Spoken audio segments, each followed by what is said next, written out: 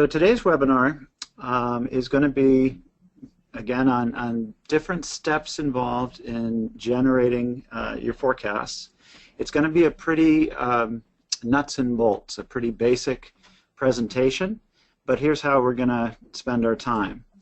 We're going to talk about elements that really should be a part of every forecasting process, and I think for most of us today, most if not all these elements will already be part of your process. And we're going to look at sort of each one individually and with a particular emphasis on how to improve them and best practices on the different steps. So here's our roadmap. We're going to start by talking about generating baseline forecasts, so that really the starting point for the forecasting process. Judgment. Almost all companies are going to use judgment to modify their forecasts, or at least some of them, and there's some pros and cons there. So we're going to talk about how to add judgment effectively. We'll also talk about tracking accuracy. Ideally, you want to think of your forecasting process as something that can continuously be improved. And in order to improve something, it is very useful if you know how effective it is. And that means tracking accuracy to understand what parts of this process are working well, what parts are adding value, what parts are not. And of course that leads us to the final of our 4 steps, which is improving the process. So again, we'll be covering all of these, and let's get started. So the first step is to generate a baseline forecast. So what do I mean by a baseline forecast? I actually mean a statistical baseline forecast. So a quantitative forecast of demand, of what we're trying to forecast. Now, usually a baseline forecast, or at least often, is going to be what I call a time series forecast, one that is based on the past history of the data. And so usually what we're going to see is we're going to assume a fair amount of continuity between the past and the future in a baseline forecast. So if I am extrapolating, if I'm basing my forecast on the past, then things like the current trend in the data, the current seasonal pattern, these are the types of things that we'll be projecting forward. Now, sometimes a baseline forecast does more than that. Perhaps we're using methods that take into account promotions or explanatory variables. But often a baseline forecast will be a time series or an extrapolation forecast. Think of this as the starting point for your forecast, for the final forecast. So we generate a baseline, and it gives us, again, a starting point. We may be adjusting that value judgmentally. We may be changing the method that we're using. We may be substituting a marketing forecast or a management forecast or a customer forecast. But it's going to provide us with a starting point to start to talk about what should be our final forecast. It also will provide a benchmark. So whatever forecast we finalize and use to make our decisions, whether it's to plan production or to plan stocking levels or schedule things, we should retain our baseline forecast and compare it to our final forecast and see, are the steps that we're taking and the time and resources that we're spending resulting in improvements? And again, this importance of tracking accuracy, understanding what adds value and what does not. Okay, now baseline forecasting. Usually when an organization sets out to generate a forecast, there's kind of a sequence, a learning curve, if you will. And on this slide I'm referring to it as the evolution of baseline forecasts. And the first step, when somebody says, I need a forecast, sometimes people show up at work and told, you're going to be a forecaster, go figure out how much we're going to need. And one of the first things that people often do is to pull out Excel. And they do something logical. They look at, what did we sell last year? And maybe, hey, we're 5 to 10% above that, so let's push up last year's value a little bit, and that'll be our baseline forecast. In virtually every survey of forecasting software, where the question is, what is the most popular package to generate forecasts for business? The #1 response, bar none, is Excel. And it really shouldn't be that way. You can do better than doing simple spreadsheet models. But it is the place where everyone starts. Now, after a while, perhaps we start to notice that we're overstocked or that we're constantly running out of inventory. And someone says we have to improve the forecasting. So maybe management comes down and says, you know, I want to increase inventory turns. I want better forecast and drive better decisions. And usually when this occurs, the individual will say, okay, well, I think we need some software. I think we're going to need some way of generating forecasts other than using Excel and judgment. And very often, whether it's a module in your ERP system or whether it's a dedicated forecasting package like FiecasPRO, you know, very often what you're going to find is that there may be an automatic option so that it will automatically generate a baseline forecast for you. So automatic approaches are very widely used, and at times they work very well, and at other times they don't. Most automatic approaches, and we'll talk more about this as the webinar proceeds, are going to use a time series method, very possibly switching between different time series methods. But usually, again, it's time series, meaning use the past to forecast the future.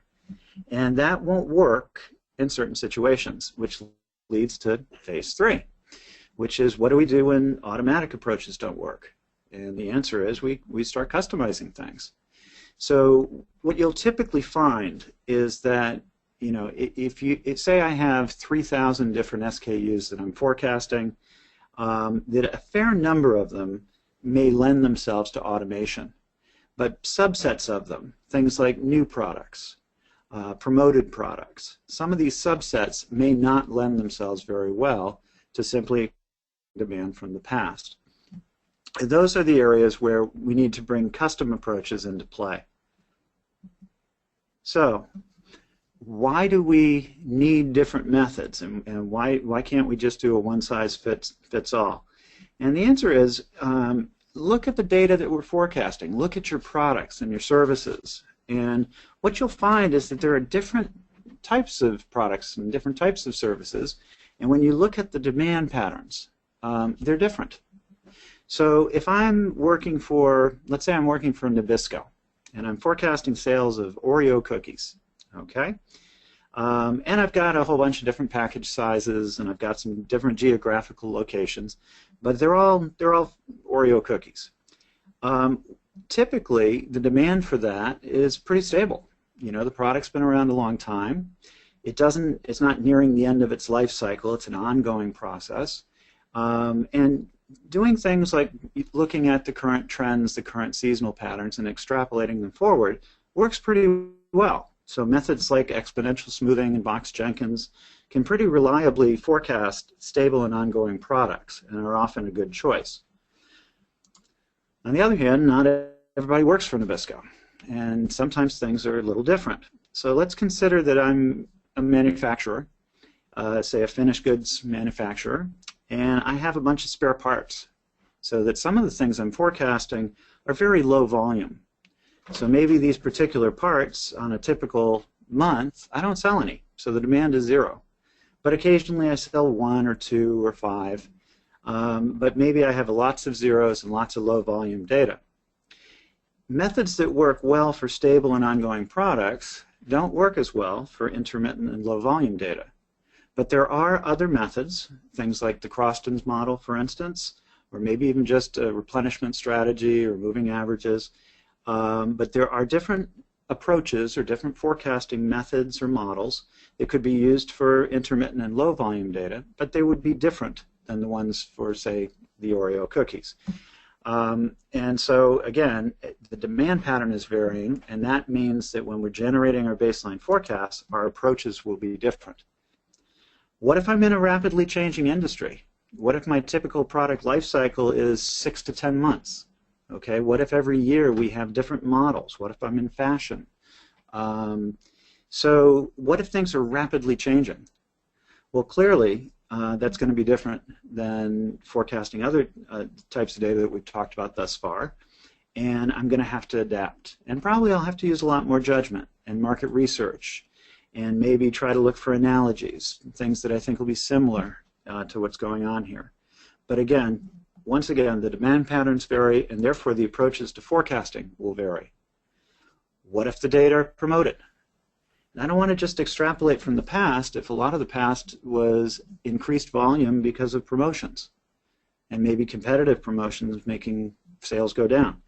So for promoted items, I'm going to be using different approaches as well.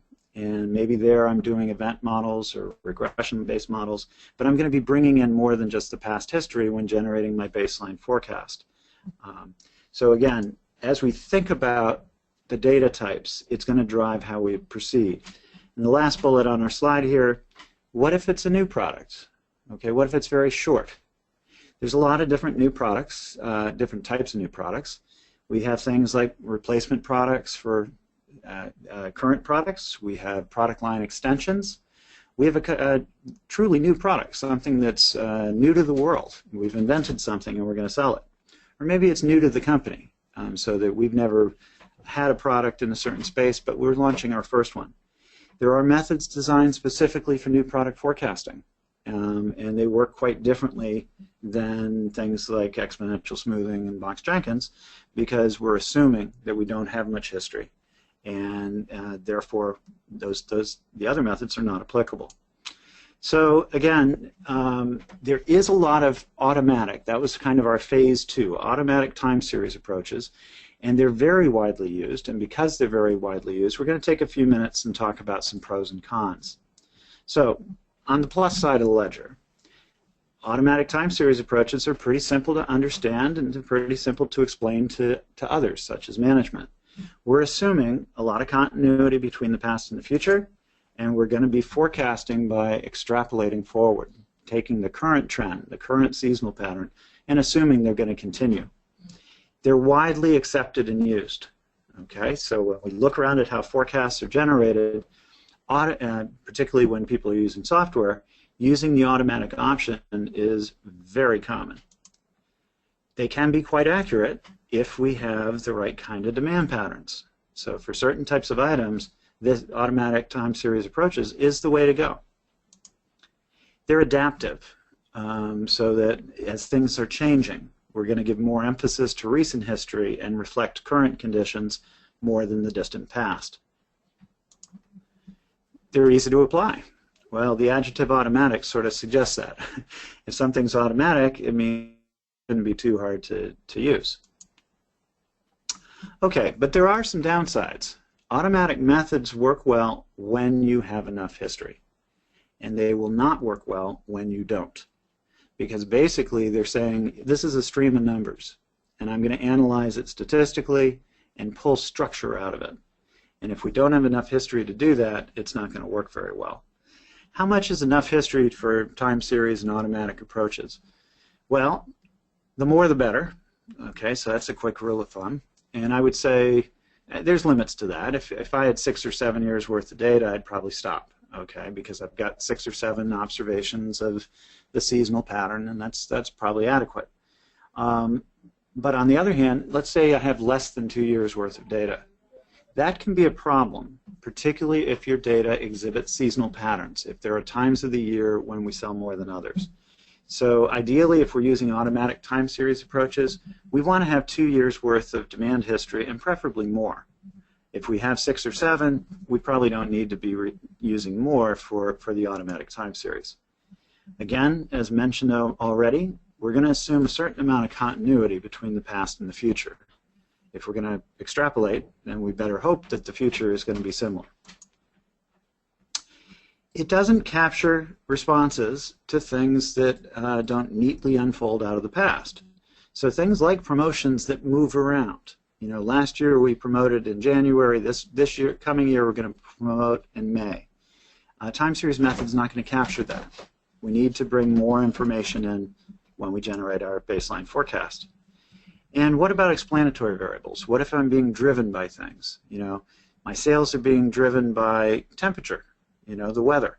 My sales are being driven by price, which is constantly changing. Time series methods are not going to capture that either. So again, there are some pros, but there's also many cons. The other is that not all automatic time series approaches are created equally.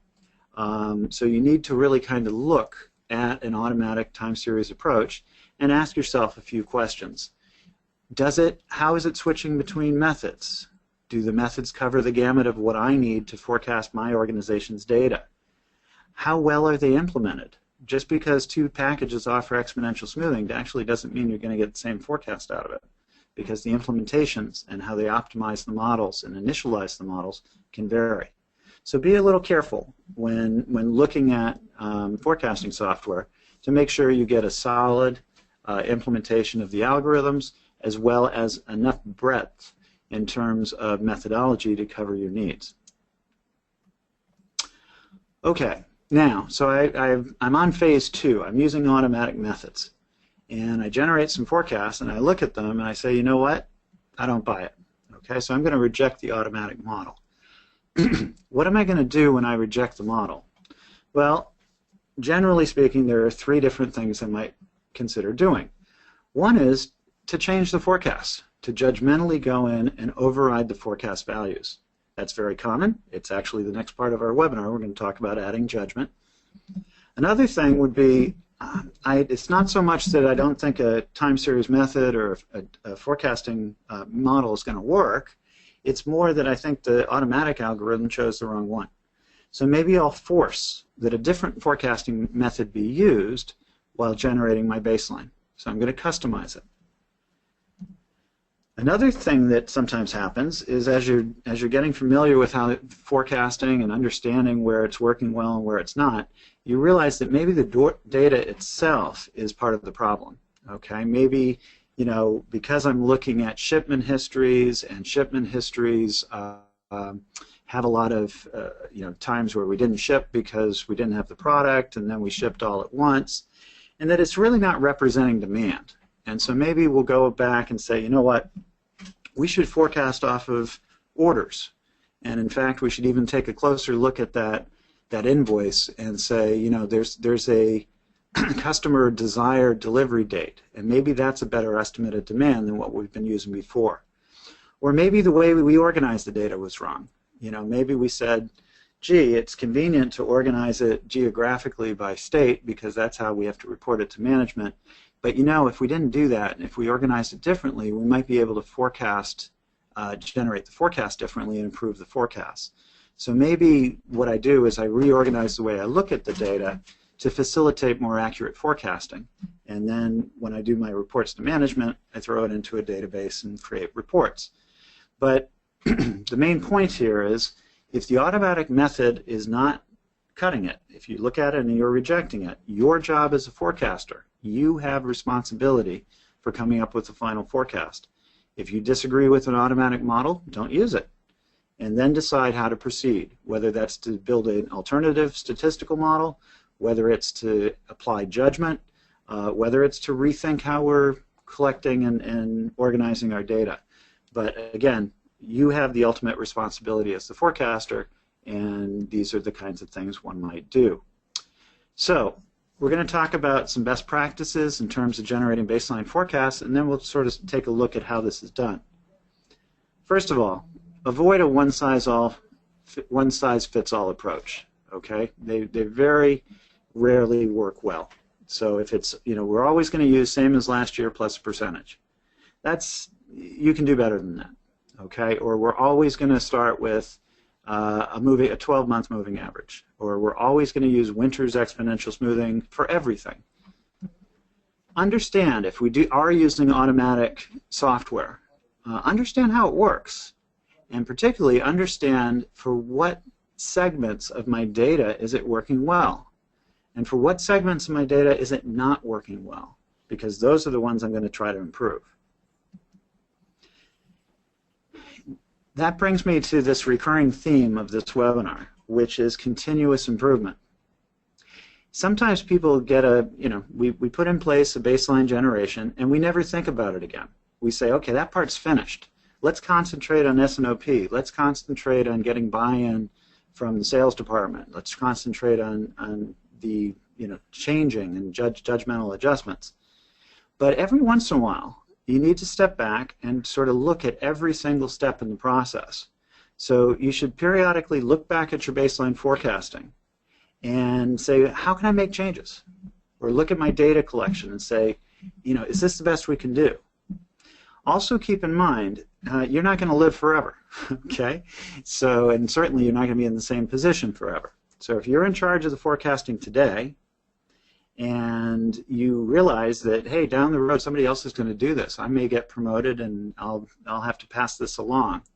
Put procedures in place to document everything you're doing, to institutionalize how the forecasts are done, to make it easier for others to step in and fill these roles.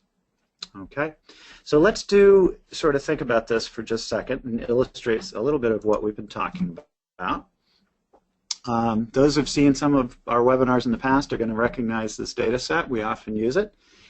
It is real data, and it represents sales from a commercial bakery that sell their products to grocery store chains. We're looking at total data, and if we drill down here, there's two main categories, muffins and cakes. Okay, and if we drill into muffins, we come down to the customer level. So these are the different customers. And if we drill into the customers, we get down to the SKUs, which in this example, it's a very simple example, is our lowest level. So we just have a very simple 4-level hierarchy. And for instance, here's the first SKU. It's sales of corn muffins in a certain packaging style, which are being sold to a specific customer. Okay, I have forecasted all of these items using an automatic time series approach.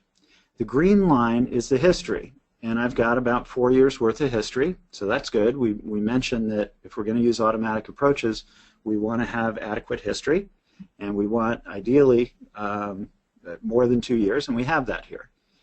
There's visually, I think it's pretty easy to see that there are times of the year where we sell more than others, and in particular some of these big peaks. If I click on them, I can see they're December. And that shouldn't be a surprise. Food products tend to peak around the holidays.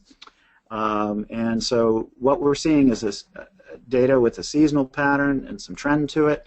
And the red line is the forecast, and it's continuing on here. And everything looks pretty reasonable. So this is an example of an automatic time series approach. If we right mouse click here, let's look at some of the methods that we're incorporating. And notice that there's a lot of different methods here, and they correspond to some of the things we've been talking about. Exponential and smoothing and Box-Jenkins models, and there's a lot of variations of them. But basically here we're talking about stable, ongoing demand patterns, and these methods work pretty well. Discrete data and intermittent demand. So these are low volts, and we can cover that, along with some very simple models.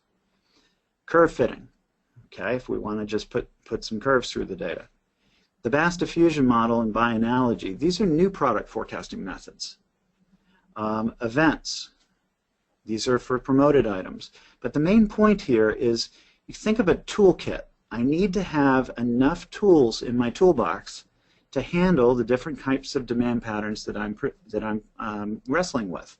So you want to have a comprehensive set of tools. We've coupled that together with some automatic approaches, and as we go through some of these data sets, in general, these are looking pretty good. And there are ways of doing exception reporting and looking at things, but I'm going to go down to this one. So this is sales of corn muffins for a customer that only started selling them, or at least this packaging variety, about 12 months ago. And notice our forecast is a flat line here. So this is an automatic method. On the other hand, I know that corn muffins, if I look, or muffins in general, are seasonal. And so I'm going to reject that forecast. It was built automatically, but due to the short history, it's not appropriate. And I'm going to have to customize this. So again, I could add judgment and say, well, we really should change it. But here I can just say, look, why don't we just use a seasonal model? I understand that the automatic method didn't have enough data to figure that out, but I can certainly do that, because I can use knowledge of my knowledge of the data. I know it's seasonal, so I'll force a seasonal model. And winters is a seasonal model, and that generates a very different forecast and a seasonal forecast. But the main point here is that it's an example of I'm using an automatic method, but then in cases where it doesn't work, I'm going to make some changes. The other thing, or one of our other ways of making changes, was to change things judgmentally. And that brings us to step 2. So I'm going to go back to our slides here. And we're going to talk about how do we add judgment to statistical forecasts. So first, again, some pros and cons. Well, if I'm forecasting things judgmentally, I don't need great statistical knowledge. So that's good. It allows me to incorporate my knowledge of the future, which may be very difficult to quantify and put into a statistical model. So things like feedback, from salespeople. We know that the customers are excited about this new product we're going to offer. We've done some surveys, we've done some focus groups. It's very difficult to bring that kind of information into generating a baseline forecast. But you can bring it in the form of judgment. Okay? It doesn't require history, and we tend to do a lot of judgment when we don't have a lot of history. Some downsides. It's subjective. Okay? It can be biased, and particularly if it's a group exercise. So if I've got 5 different people in the room and we're all talking about how we might change things, then certain voices are going to be louder than others. So it can be influenced by corporate politics. It can be confused with, hey, the forecast, we need to be, management will come in and say it needs to be higher than that, And they're basically confusing the forecast, the baseline forecast, with a goal. And that's very common. People confuse that all the time. It's difficult to fine-tune.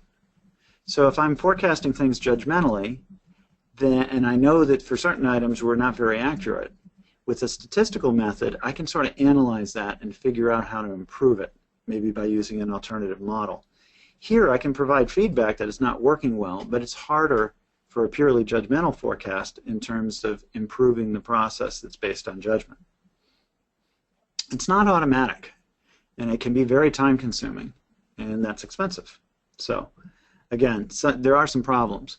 But sort of summing up judgment here, judgment often plays an important role in forecasting, and there are certain times where it plays a stronger role. If I have new products, if I have short product life cycles, if I'm in a rapidly changing environment, these are all times where I'm going to use a lot of judgment. Sometimes using judgment means we're going to run with the baseline forecast. My judgment is we don't need to override things. The baseline forecast is what we should use. But judgment is important. It is part of being a forecaster, is using your judgment and determining when you can use it to improve things. Okay, so some best practices here. Add judgment in the form of an override to a statistically generated baseline forecast. In other words, don't skip step 1. Don't just go to the salespeople and say, what are we going to sell? Give us some numbers. It's a very different exercise to go to a salesperson or anyone else for that matter and to say, here's the baseline forecast. We expect to sell 10,000 units a month going forward. Do you want to change that? And maybe the answer is yes, because they know something. Yes, Walmart is opening up some new stores, and I think we should be pushing that up to 12,000 a month as of September, which is when the first one's going to open. That's perfectly valid, but it's different than just saying, give me a forecast. So again, it provides a little more accountability, and it's a better process to start with a baseline and then add judgment to it where necessary. Document all changes made. You need to remember, why did I make these changes? And you need to convey that information to others. So an excellent practice is to always, whenever we make judgmental adjustments, to document them. Track accuracy. Okay, we're spending time, energy, and resources by spending all these, again, time and resources to make judgmental overrides, to review our forecast. Well, we better hope that we're improving things. And if we track accuracy, of, say, the baseline forecast versus the adjusted forecast, we can convince ourselves that we are adding value in places where we are. We may also discover that we're destroying value. In other words, that the forecasts are not as accurate when we override certain types of items. And that's common. But if you're not tracking accuracy, you're not going to know that. There's been a fair amount of research on the value of adding judgment to organizations' forecasts as opposed to just using statistical baselines. The research, it varies in some of its findings, but I've tried to point out a couple of things that it does show and that I also think are good to keep in mind as you're adding judgment to your forecast. One finding was large adjustments tend to add value more often than small ones. So that in cases where, say, the demand planner or someone else is making fairly large adjustments, that in the research they tended to add more value. They tended to improve the forecast. And it's not very hard to see. If you're going to make a big adjustment, then probably you're doing it for something that you truly know about, okay? And a lot of the research is people make too many adjustments, okay, that they're adjusting things they should be leaving alone. Another finding was downward adjustments tend to add value more often than upward ones. People tend to be overly optimistic, or maybe there's political pressure to adjust things upwards. But in cases where people were adjusting their forecast downwards, again, they tended to add more value. They tended to be more accurate. And I think that, again, is probably a combination of human optimism and pressure to move forecasts upwards, and that therefore when you're actually doing it downward, you tend to be doing it for reasons. Interestingly enough, this document all overrides made. I could have put that under the research suggests as well, because one of the things that research showed is that companies that require that every change to the forecast be documented, that the reasons for it be documented, what they tend to find is they don't do as many adjustments, because now the people actually have to justify why they were doing it, and this led to fewer adjustments, and particularly in places where perhaps there wasn't a great reason to do it in the first place. So again, I think these are some best practices to keep in mind, and like all the topics that we're covering today, we're doing sort of an overview, and at the end of the webinar I'm going to point you in some directions if you want to learn more about each step. Okay, but let's look at how we might do judgment or add judgment to our forecasts. And I'm going to start, we'll go back to our little example here. And I'm just going to do something very simple. Okay, so I'm going to open up this box here. And FiecasPRO actually works best if you have a big monitor. Okay, so I can show lots of open windows.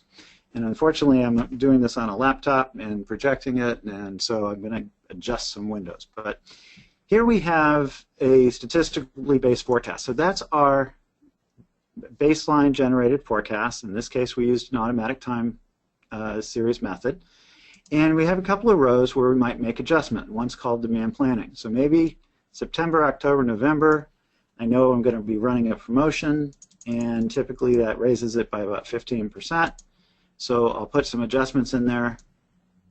I'll highlight them and document why I did it. I'll say, you know, adjusted. Got to be able to type here. Adjusted for a planned promotion. And I'll go ahead and commit to that. And now I've made these changes, and notice that my statistical forecast is maintained here. But I have a new, what you might call the final forecast, which in these 3 months, September, October, and November, have been overridden, so that this final forecast is reflecting both the statistical forecast and the overrides. So earlier I was saying, you know, we want to maintain the baseline as well as the final forecast so that we can compare accuracy and determine whether our overrides are adding value. So this would be a very informal kind of approach to making judgmental changes. You know, maybe demand planning takes a look at it, makes some changes, then maybe management comes in and makes some final changes, and maybe for October they say, now I want that to be 50,000. Okay, so we'll put that in there. We'll complain that you made us document Y, so we're going to make management document Y, and they put in because I said so. Okay, so we'll put that in there. But again, this would be sort of a very informal kind of approach. Sometimes adjustments are done in a much more formalized fashion, say part of an S&OP process. So let's look at the same data, but sort of a more formalized approach to judgment. And for this one, I do have a little graph showing the statistical versus the final, but I'm actually going to turn off the graph just so I can concentrate on the grid. So here's an example. Again, we have a baseline forecast. In this example, instead of overrides, we actually set it up for incremental overrides. So here's a new product launch, and that's going to add incremental volume. So the final forecast here at 121,000 is the baseline plus the incremental volume that we've added. So just same idea, we're making overrides, but rather than replacing, we're doing incremental adjustments. And we have different things we might make adjustments for. We've got a new product launch, we've got promotions, we've got competitor promotions, etc. Notice that I put a bunch of other things on this grid. In addition to the forecasts in units, I want to look at them in dollars. So I've got them in dollars here. And here's a marketing view. So marketing came up with a forecast, and maybe during this S&OP meeting we're throwing this up on a screen against the wall, and I've got a delta here, or a difference. So right now the final forecast that we're looking at is pretty much the marketing forecast with the exception of August. In August we brought this down by 10,000 units. It says major remodel in the Northeast, so maybe that's something that prior to the S&OP meeting marketing wasn't aware of, so we made an adjustment there. Notice we've got another view down here for sales, and some of that is an agreement, but there's also places where it's not. The main point here is that in a more formalized process, or even in an informal one, there may be times where you want to bring in other information. It may be alternative forecasts, like what did marketing and sales think.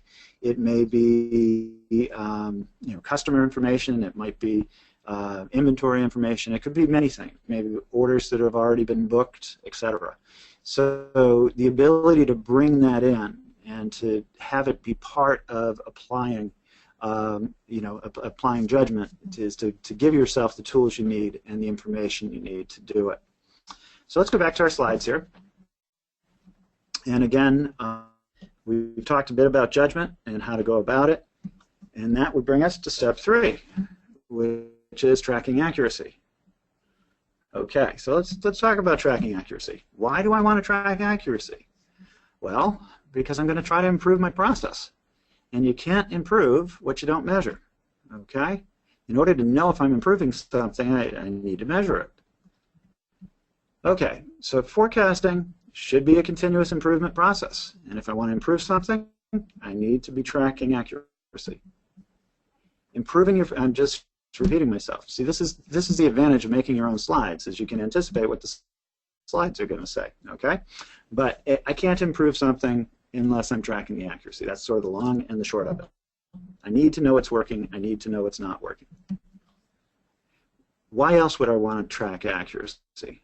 Well, one thing about a forecast is it's going to be wrong. There's a plus or minus around the forecast. And that expected accuracy, how accurate do I expect this to be? If I've been tracking accuracy of my previous forecasts, that gives me a fair amount of information as to reasonable expectations into the forecast accuracy going forward.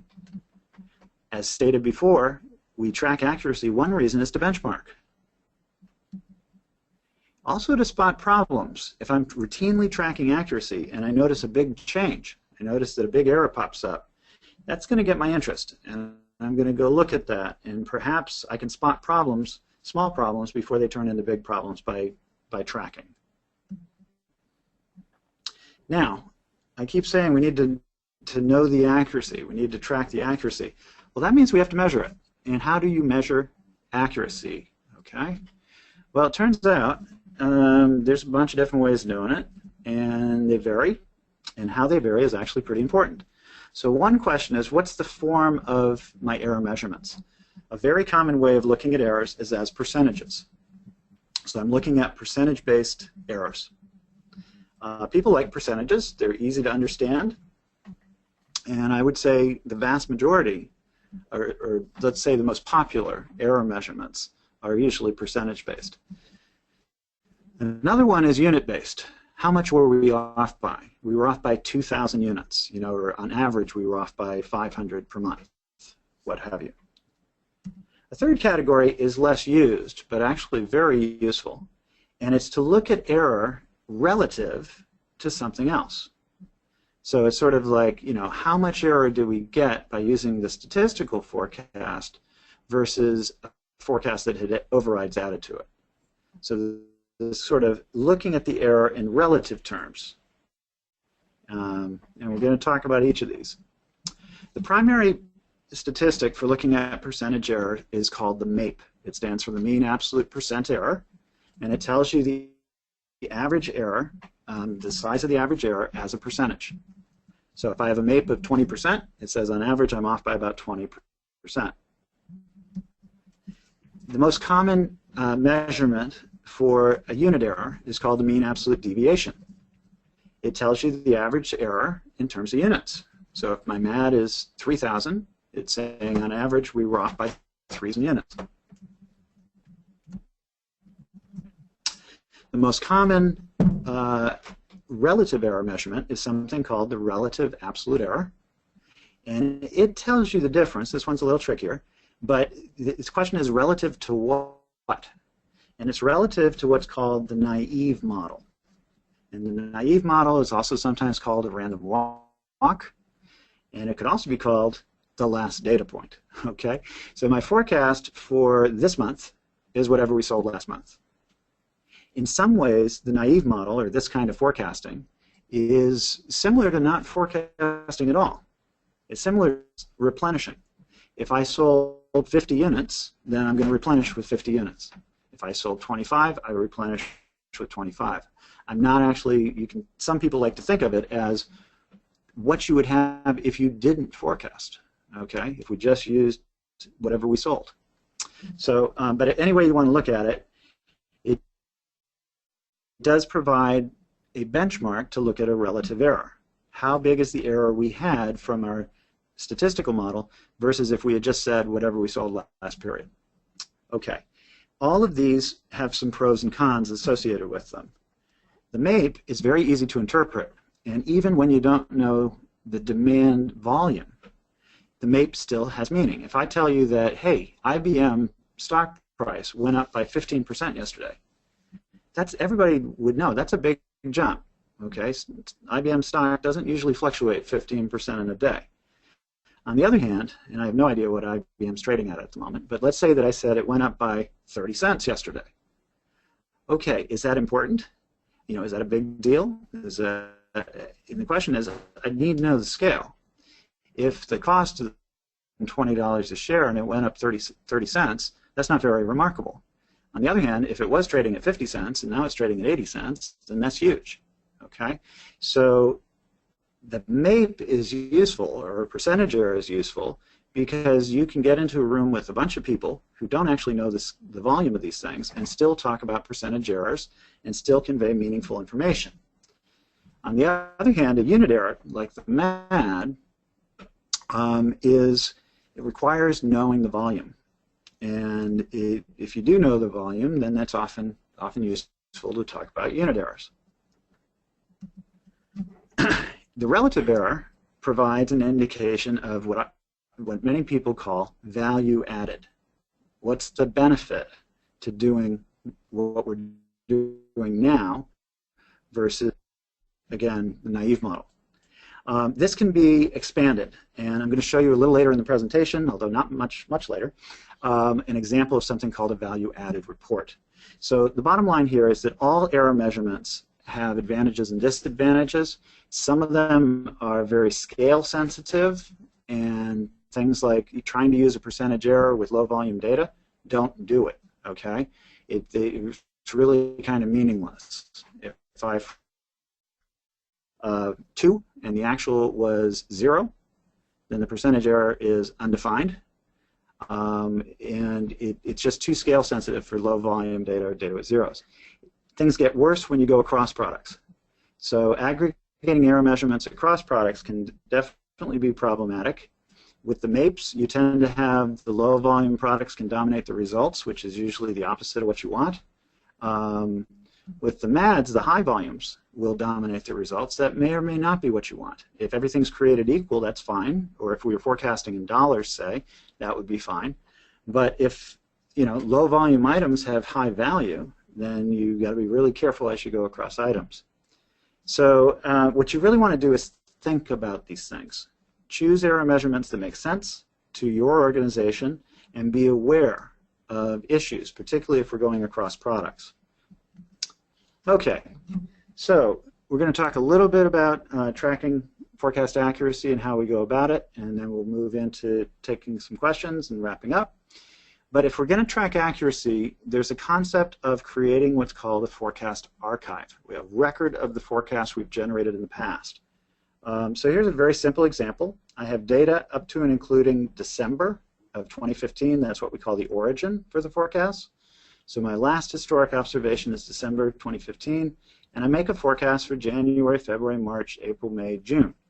So that's the first forecast, and I record that, say in a database or maybe in Excel, but I retain it. A month goes by. Now I know the actual value for January. So the January sales figures come in. It was 18,468. I have data up to and including January, and I create a new forecast. So that's our second row here. A month later, another observation comes in, and we create another forecast. But the important thing is that every forecast I'm creating, as each month goes by, is going into a database so that I have it. By the time I'm 6 months into this, you can see all these values in the red box.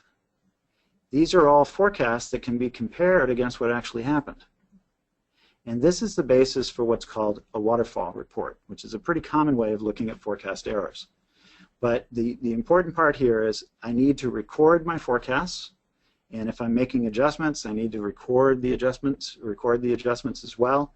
Packages like FiecasPRO Track will do that automatically, along with many others that have an underlying database.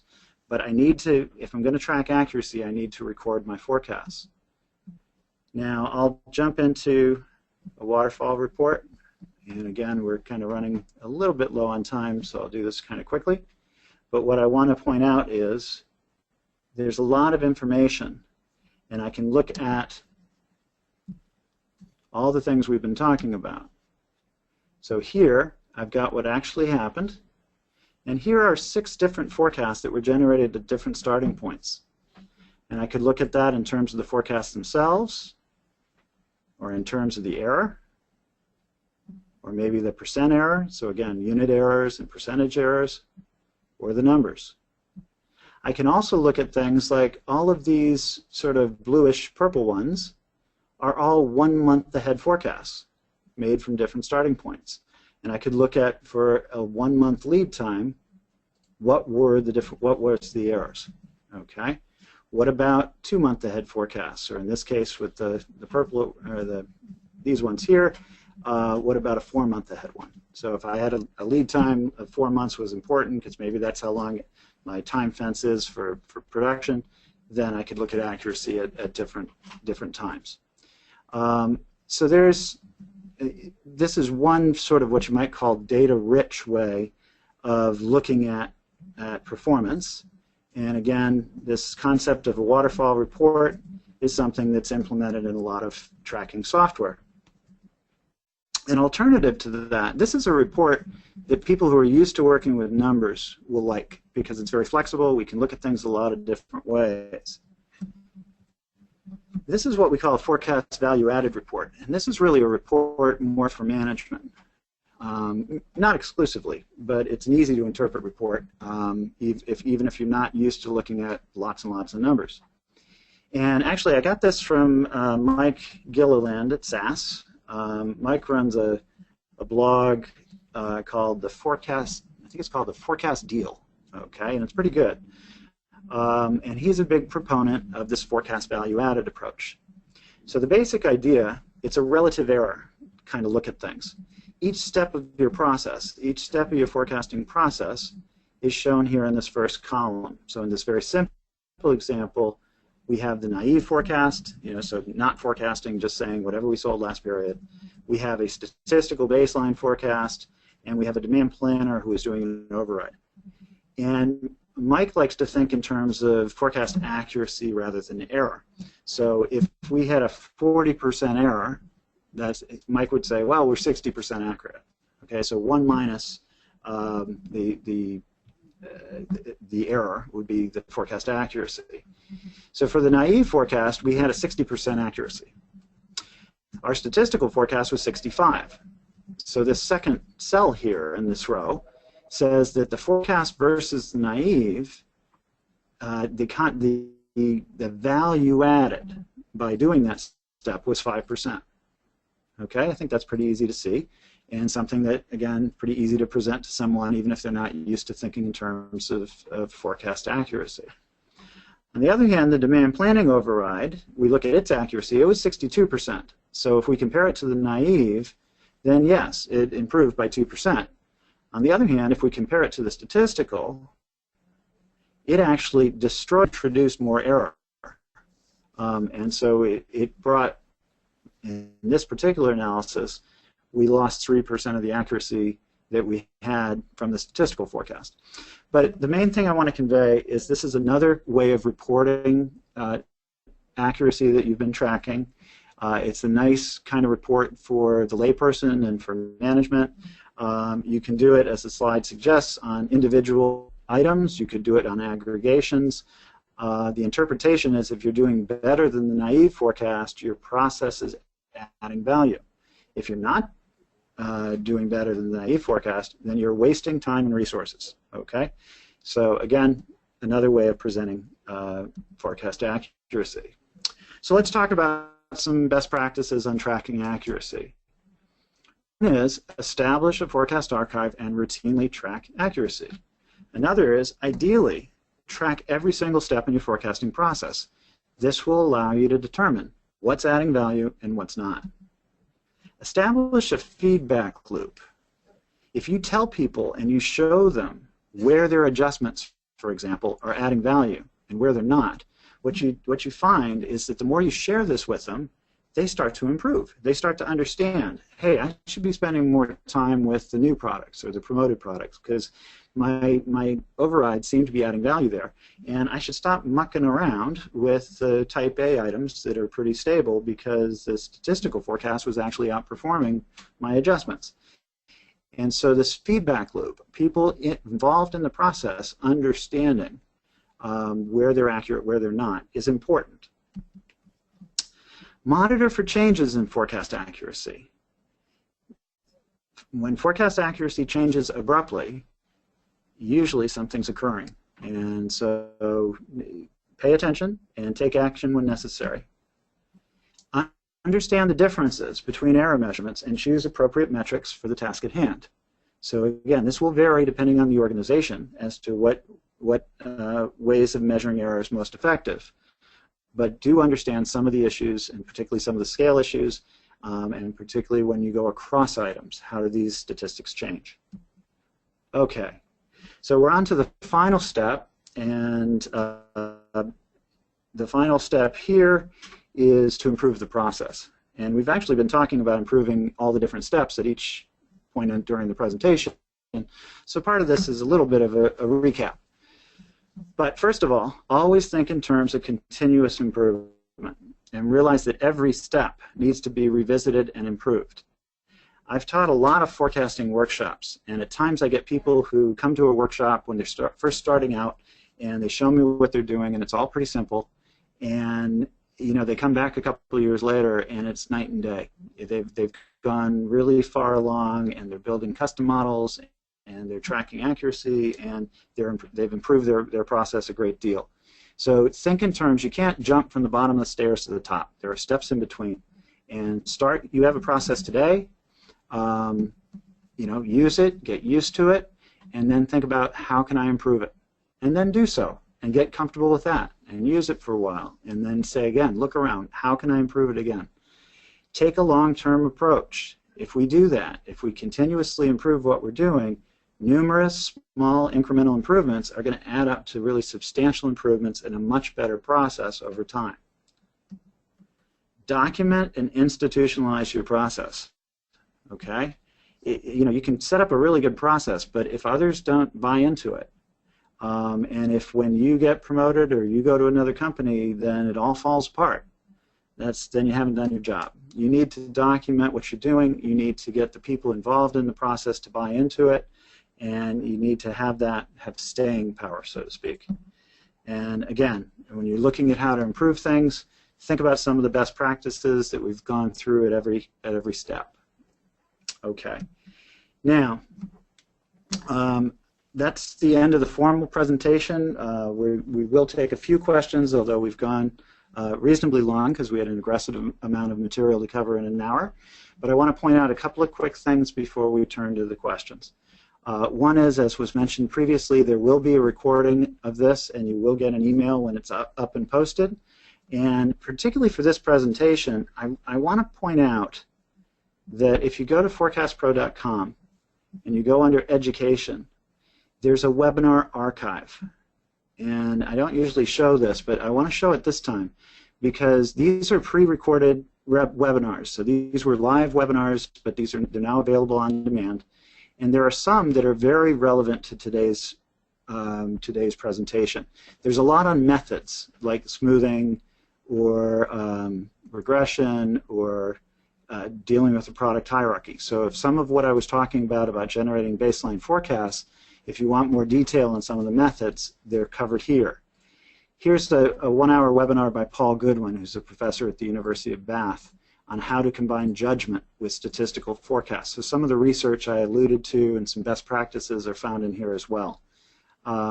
Identifying problems with your data, okay? So a lot of good content here. It's all free, and do visit our archive, and particularly if I know I went through a lot of material very quickly, but there's a lot more detail if you want to learn more on some of these topics. Okay, this is an ongoing webinar series. Our next webinar is going to be in January 26th. Actually, I will be the presenter again, and we're going to talk about forecasting strategies for daily and weekly data sets, which are particularly challenging. The registration form is up and running, and if you sign up today, I know it seems kind of early to sign up for something that's 3 months away, but if you sign up today, we'll send you reminders, okay? So should be a good session. Okay. Another comment, as I've mentioned, I illustrated a few things using the FiecasPRO software. If you are interested in learning more about FiecasPRO, we'd love to show it to you. One thing you can do actually is on the chat function and with the webinar, if you send us a note, we can have one of our salespeople get back to you and set up a free demo on WebEx. You can even use your own data if you want, and we can show you how the software works. We'd love to do that. There's also a lot of information on FiecasPRO.com, and including some recorded demonstrations if you want to check that out.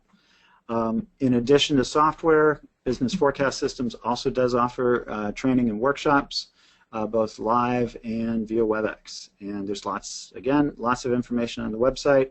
And we also have a blog called the FiecasPRO, and that's worth checking out. There's a lot of educational materials there in a very well-organized manner, and that's another place to go for more detail on some of the topics that we've covered today.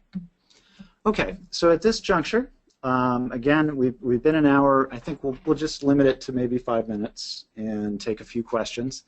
And Eric, have there been some questions coming in? Yeah, a couple good ones. And just a reminder, if we don't get to yours, we'll reach out shortly to discuss. So we'll start with this one. Is there a metric to identify forecast bias in terms of accuracy, or what's a good way to identify bias?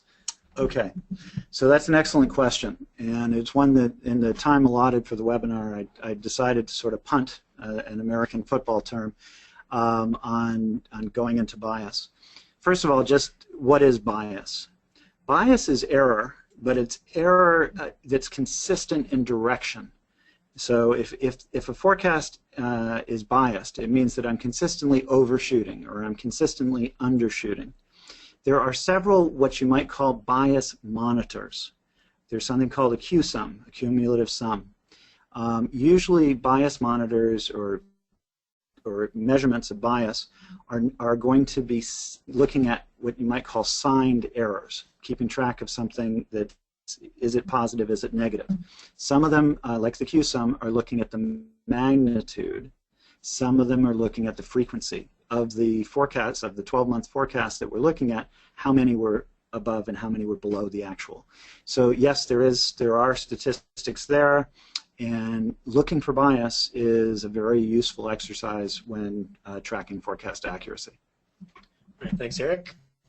A little more technical one. Earlier in the webinar, you forced a seasonal model on that bakery item. When you don't have a lot of data, what's the difference between a seasonal model and the same as last year? Okay, so another good question, and the answer, like most people who've seen me teach a workshop know what I'm going to say. It depends, okay? So in the case of I have 12 data points, how do I build a seasonal model? Yeah, I could do just a replication of the preceding year. In the case of having a bit more data than that, then some of the, if I'm doing exponential smoothing, for example, then some of the smoothing actually does come into play, but in a fairly simple way. There are also ways of doing what's called seasonal simplification that might be particularly useful with weekly data, and this is something that we'll go into in the next webinar. And actually, I think one of the archived webinars and probably a blog entry or two have more detail. But the answer here is, in terms of extrapolating seasonal patterns, you know, if you have less than one full year, good luck, okay? Because we don't actually have periods where we don't have any observations. If you have a year or more, but less than 2 years, there are definitely things you can do, but the models will be very simplistic. With any amount of data, you could do something that's not based on the history. So I could do things like look at seasonal patterns for other products in that product group and make an assumption that, yes, this new brand of toothpaste that we're going to be selling is going to have the same seasonal pattern as the other brands of toothpaste that I've looked at. So there's almost always things you can do, but again, when you have lots of data, things are easy.